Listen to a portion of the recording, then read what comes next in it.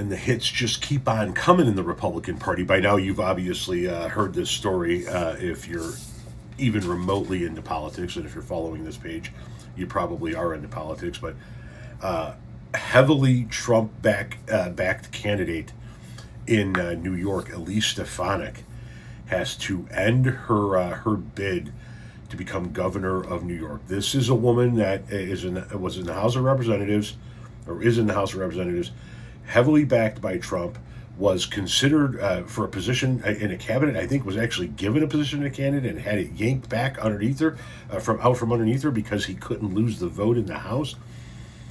I think she might have been scheduled to be our ambassador to the UN. I think. I can't remember. I'd have to go back and look. I don't give a fuck enough to go Google it. Anyway, she was then going to run for governor of New York. And because this is not a time when you want to be a Republican running for a major position, because Donald Trump is that much of a fucking drain on the Republican Party, she has now pulled her candidacy to be governor of New York, and at the same time announced she is not running for re-election. Representative Elise Stefanik says she's suspending her campaign for New York governor, won't seek re-election. Representative Elise Stefanik announced Friday that she is suspending her campaign for New York governor and will not seek re-election to Congress.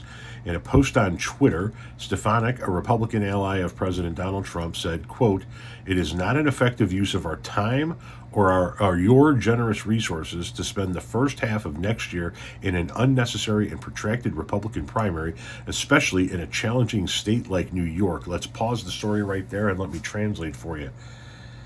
I can't win this race. That's what that means.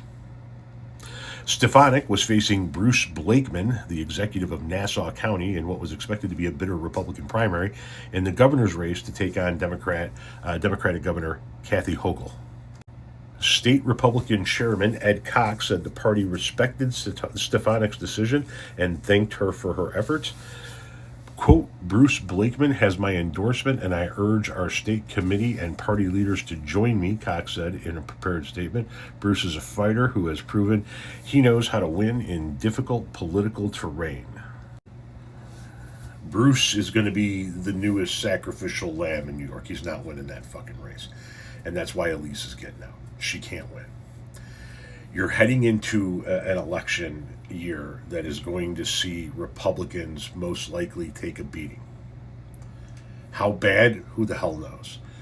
But it's set up to be one of those retribution elections, right? It's going to be an indictment on who's currently in office, and it's not going to be pleasant, because what you have right now is you have a president who happens to be of the party in the majority in both chambers of Congress, telling you that what your reality is not really reality.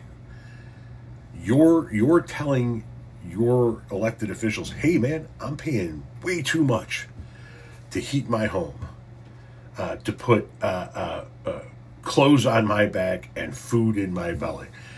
And you have a president going, "Nah, that's fake news. The economy's the best it's ever been. You're doing fine."